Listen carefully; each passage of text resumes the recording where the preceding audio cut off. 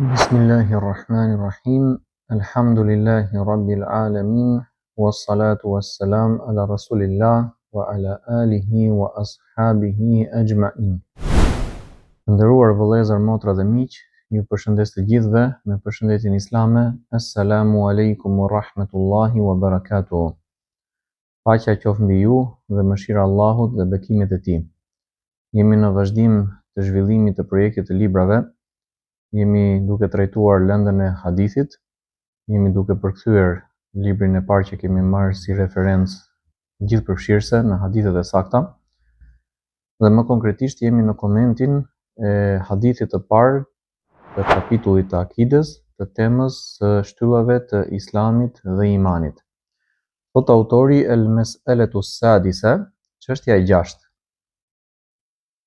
قد حقق الكلام على هذا الحديث الحافظ ابن رجب رحمه الله تعالى فأردت إرادة تحقيقه وإن كان معظمه قد تقدم إلا أن فيه فوائد زوائد قال رحمه الله تعالى. Këtë hadith e ka sqaruar hollësisht Hafizi Ibn Rajab, Allah e mëshiroft. Kur themi hafizi, nuk kupton hafizi Kuranit, por hafizi haditheve, sepse termi hafiz tek dietarët përdoret me këtë lloj konteksti. Nga që hafizat të Kuranit ata janë të gjithë, pra e dinë Kuranin përmendesh, është e zorshme që mos ta di dikush prej dietarëve përmendesh. Në botën arabe zakonisht Kuranin përmendesh, në botën islame duhet të them më saktë, e dinë edhe njerëz që mund të duken si fillestar në pamje të parë, mund të dinë fëmijë të vegjël të moshave 10 vjeç, 12 vjeç, 15 vjeç. Dhe jo me ata që janë dietarë të mëdhenj dhe të njohur. Dhe termi hafiz zakonisht përdoret për hafiz hadithesh, pra që ka memorizuar një numër shumë të madh të haditheve të profetit sallallahu alaihi wasallam. Thot autori, dhe unë desha ta përmend sqarimin e tij, sepse edhe pse shumica e tij ka kaluar më herët, por në të ka dobi shtesë.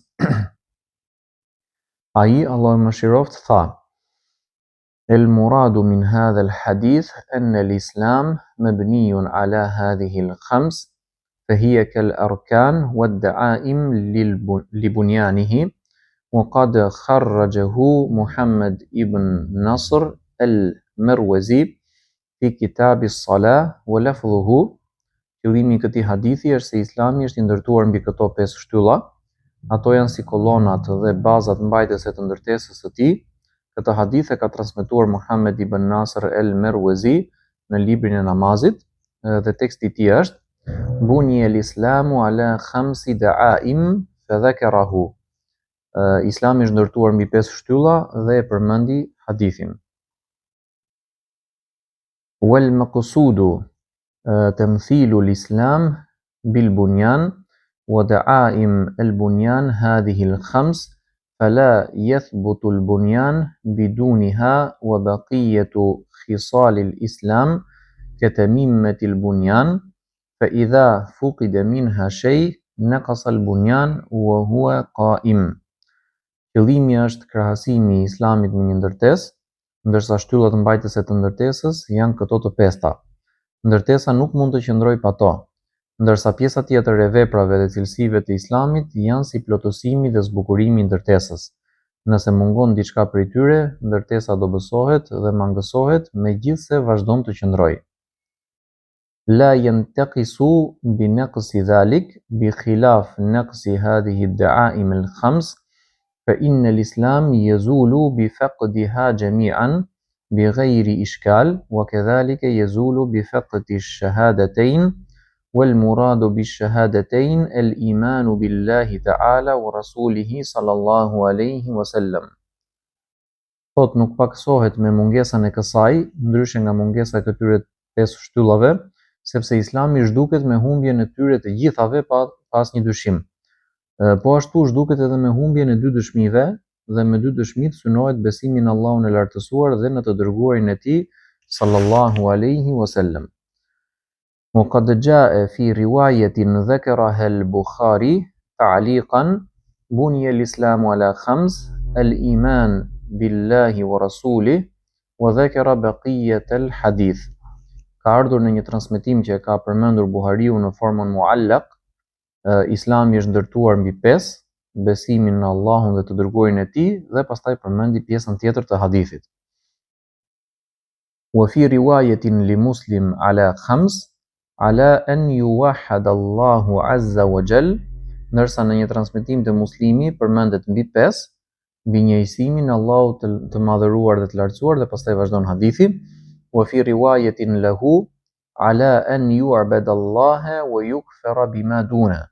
Dhe në një transmetim tjetër thuhet mbi adhurimin e Allahut dhe mohimin e çdo gjëje tjetër përveç tij. Wa bihadha yu'lamu anna al-iman billahi wa rasuli dakhilun fi dhimn al-islam kama sabaqa fi hadith Jibril alayhi salam. Kështu kuptohet se besimi në Allahun dhe të dërguarin e tij sallallahu alaihi wasallam hyn brenda kuptimit të Islamit, siç ka kaluar kjo gjë më parë në hadithin e Xhibrilit alayhis salam. Pra kjo gjë është përmendur më herët. Wa amma iqamu as-salah faqad waradat ahadith muta'addida tadullu ala anna man tarakaha faqad kharaja min al-islam.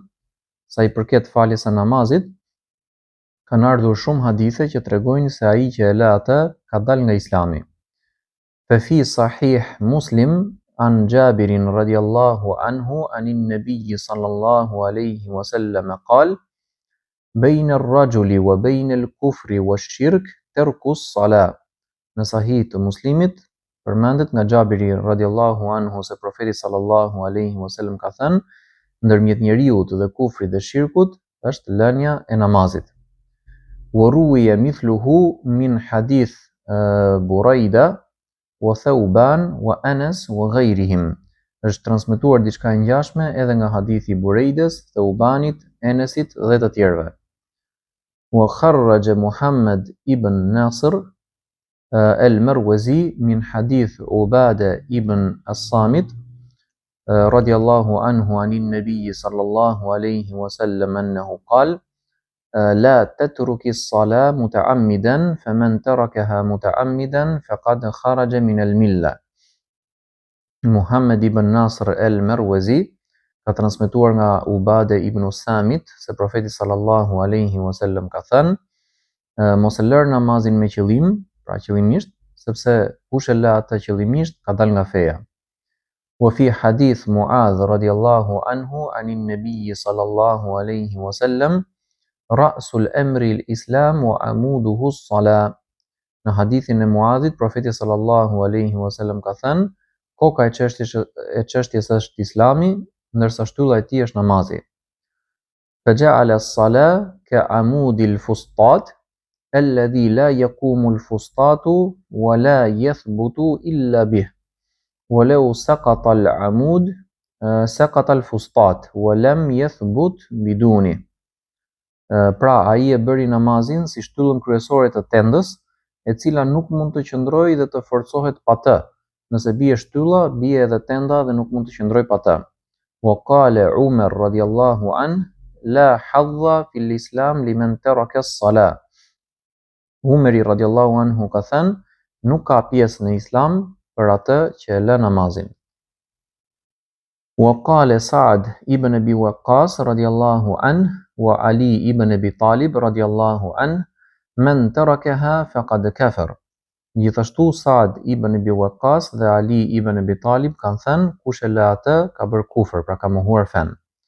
Wa qala Abdullah ibn Shaqiq kana ashabu Rasulillah sallallahu alaihi wasallam la yarawna min al-a'mali shay'an tarkuhu kufrun illa as-salah. Abdullah ibn Shaqiq ka thënë, shokët e të dërguarit Allahut sallallahu alaihi wasallam, pra ka për qëllim sahabët, nuk shihnin ndonjë vepër lënies së cilës është kufër përveç namazit. Pra ata mund të shikonin lloje të ndryshme veprash, bërja e së cilave është kufër, por jo lënia e tyre. Me përjashtim të namazit, pra namazi ishte e vetme që ata e konsideronin të tillë. Më pas thot wa qala Abu Ayyub as-Sakhtiyani tarku as-salati kufr la yukhtalafu fih. Thot Abu Ayyub as-Sakhtiyani ka thënë, lënia e namazit është kufër, nuk ka mos pajtim për këtë, që nuk kupton që sipas tij ka ixhma, pra rënë dakord për këtë çështje.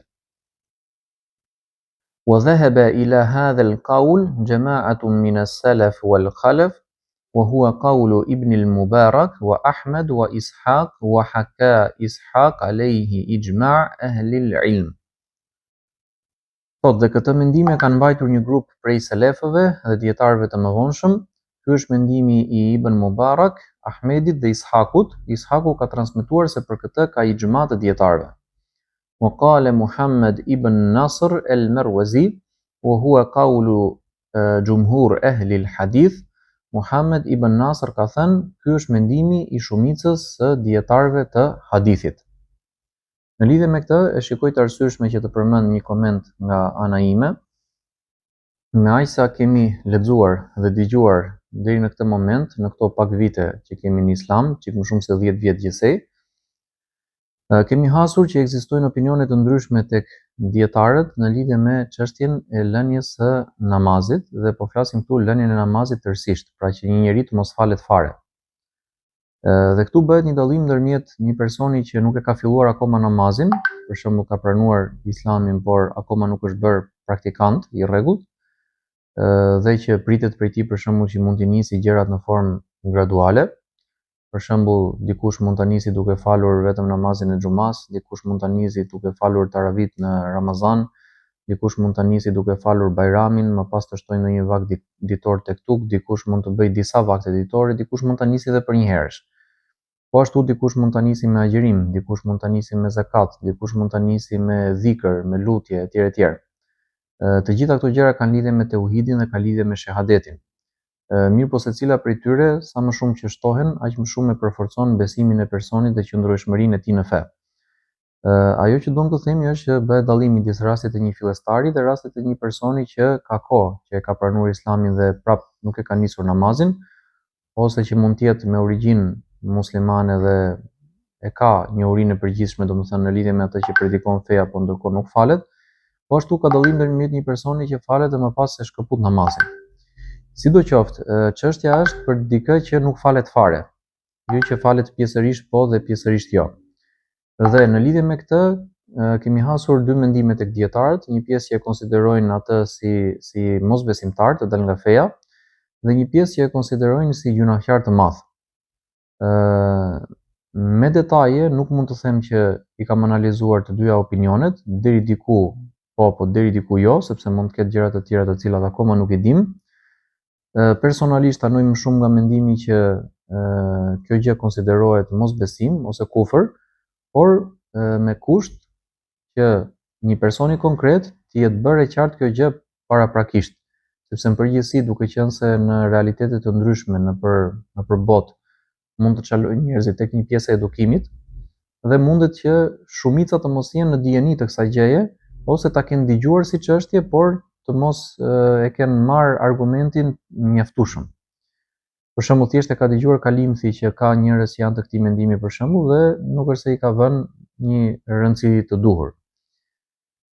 Për këtë arsye ndryshe gjykohet në raste të përgjithshme dhe ndryshe gjykohet në raste konkrete. Por në rastin e përgjithshëm, unë personalisht jam I mendimit, ashtu siç janë edhe shumica e dietarëve në Arabi Saudite ku unë kam studiuar për aq sa që kam studiuar, që një person I tillë konsiderohet mosbesimtar.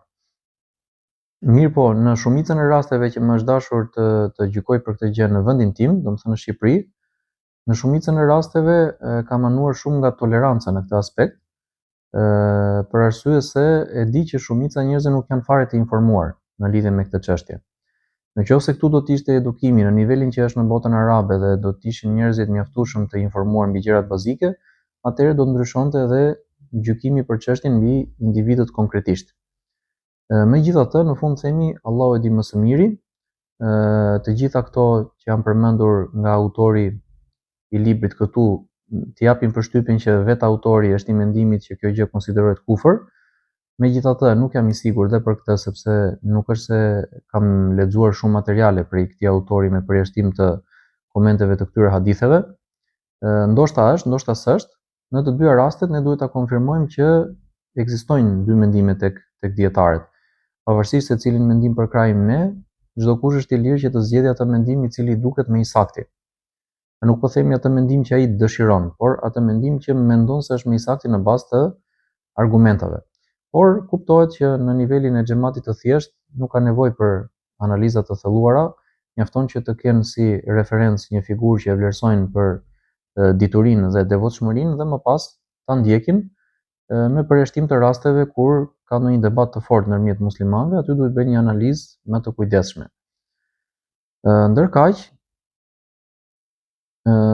Ndërkaq, nëse shikojmë botën islame dhe medhhebet e vjetra, do të shikojmë që ndëshkimi që ka pas dhënë shteti për personin që çohi në gjyq për mosfaljen e namazit, pra që e braktis namazin plotësisht, ka qenë në të dyja rastet, edhe tek ata që e konsiderojnë mohim, edhe tek ata që e konsiderojnë gjuna, ka qenë dënim kapital, pra dënimi shumë i rrept për këtë çështje. Por ndryshimi vinte më pas, mbasi bëhej ekzekutimi i personit që ka bërë këtë krim, sepse kjo konsiderohet si krim në sheriatin islam. Ndryshimi vjen mbasi është bërë dënimi, pra mbasi ja ka dhënë shteti dënimin personit të paditur.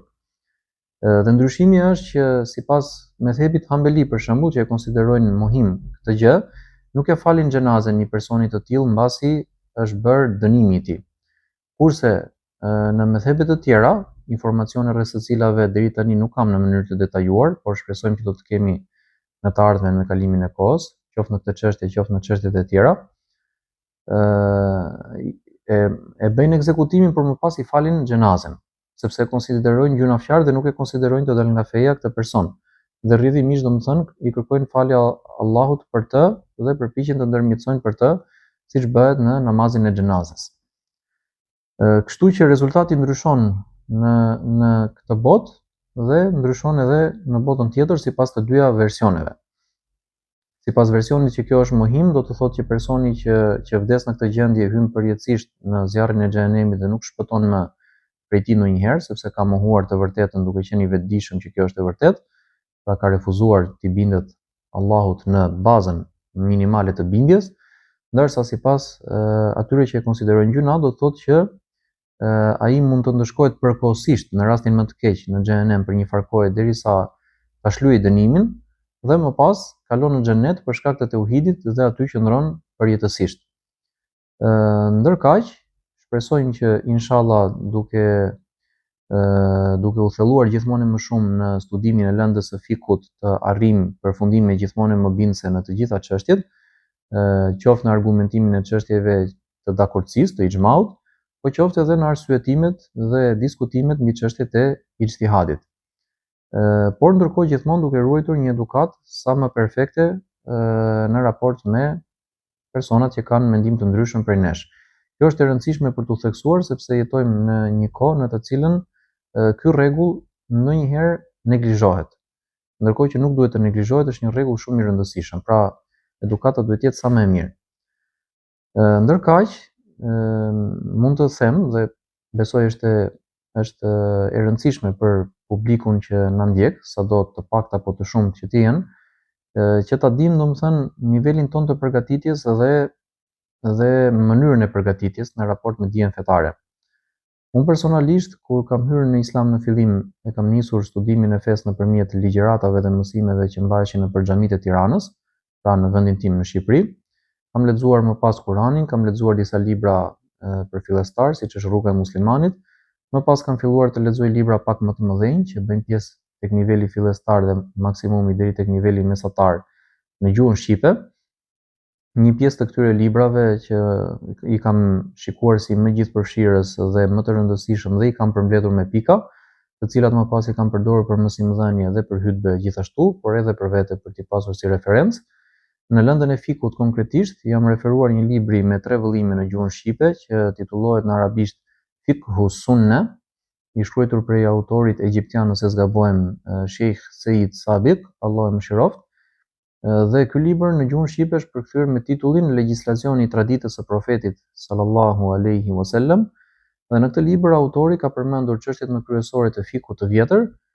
Në disa raste aty ku ka mendime të ndryshme midis medhhebeve për të njëjtën çështje, ka përmendur opinionet e secilit medhheb, zakonisht me ndonjë argumentim shumë të shkurtër, por duke mos i hyrë debateve të thella.